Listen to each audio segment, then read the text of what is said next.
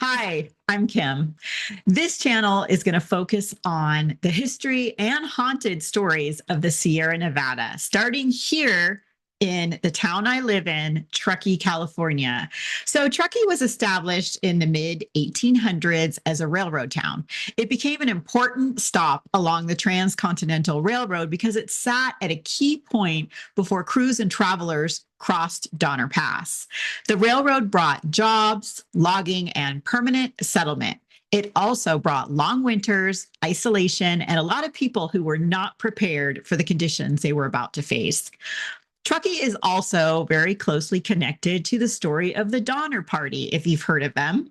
That event happened nearby, but it shaped how this entire region is remembered and understood.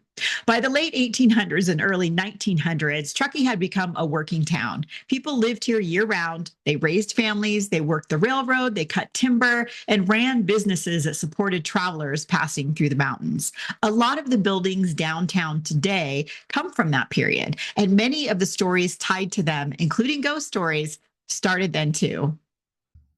As I mentioned before, Truckee exists because of the railroad. Before the railroad arrived, this area was difficult to reach and even harder to stay in year round. The terrain was steep, winters were long, and travel through the Sierra Nevada was unpredictable.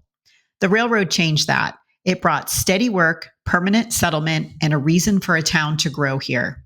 Truckee became a railroad town in the mid 1800s. People came for jobs tied directly to the tracks: construction, maintenance, shipping, logging, and services for workers passing through.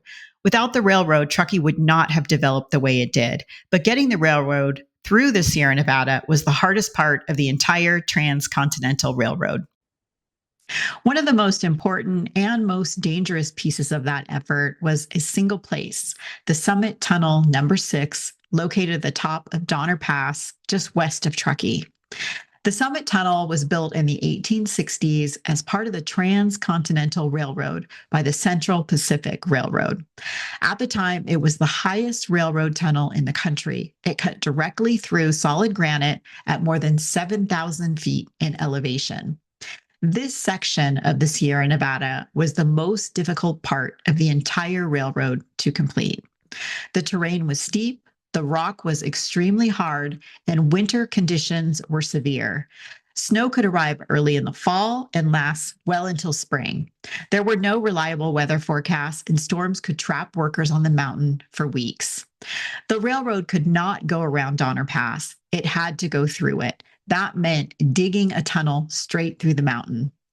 The work was slow and dangerous. Almost everything was done by hand. Workers drilled holes in the granite using hammers and steel chisels. These holes were packed with black powder and detonated. After each blast, debris had to be cleared before the next round of drilling could begin. On good days, progress was measured in inches. To speed construction, crews had to dig vertical shafts from the top of the mountain down to the tunnel line. This allowed multiple teams to work at the same time.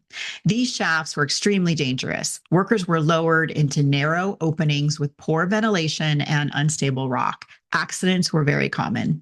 Much of this work was done by Chinese laborers. By the mid 1860s, thousands of Chinese immigrants were employed by the Central Pacific Railroad. They were assigned many of the most dangerous jobs, including tunnel blasting, snow removal, and work along steep cliff faces.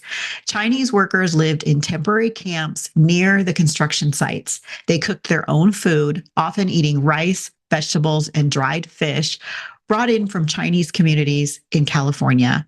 They worked long hours in all weather, including winter storms that buried camps and equipment under deep snow. They were paid a lot less than white workers and faced discrimination from both railroad management and nearby communities. When accidents happened, injuries and deaths among Chinese laborers were rarely recorded in detail. Many workers who died were buried near the work sites or never recovered. Their names were not often written down.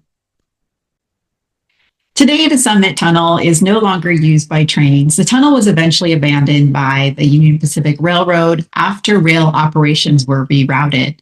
While the tracks remain active elsewhere through Donner Pass, trains no longer run through this tunnel.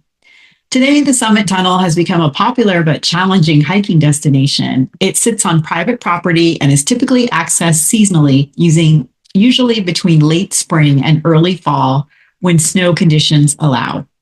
People who hike here do so at their own risk. Inside the tunnel, the granite walls are still visible. In some areas, there's tool marks left by the Chinese laborers that can still be seen in the rock. Nearby is a feature known as the China Wall, a massive stone retaining wall built by Chinese workers to support the grade of the railroad along the mountainside. Walking through this area means moving through a piece of American history that was built by hand under dangerous conditions by people whose contributions were rarely acknowledged at the time. Over the years, the workers and locals report unusual experiences near the tunnel and the surrounding area. Some describe hearing sounds associated with railroad work, footsteps, voices, or tools when no one else was present. Others reported lights or movement near the tunnel entrances at night. These accounts were shared quietly and continued into the early 20th century. There is no single explanation for these experiences. What is clear is that many people died here, often without record, while doing dangerous work in extreme conditions. Today, people hike through the Summit Tunnel, drive over Donner Pass, or pass nearby without stopping. Most never realized what it took to build this railroad or how central it was to the survival and growth of Truckee. The Summit Tunnel made year-round transportation through the Sierra Nevada possible. It also stands as a reminder of the human cost behind that progress. In the next episode, we'll move from the railroad into downtown Truckee and take a closer look at Jaboom Street, featuring dance halls, opium dens, gambling, and brothels serving the largely male population of railroad workers and loggers. Despite its seedy reputation, it was a vital, albeit illicit, part of Truckee's economy, attracting figures from Babyface Nelson to gangsters with its infamous old jail, now a museum. I'll also share my own ghostly encounter I had there that made me take these stories a lot more seriously. Thanks for watching.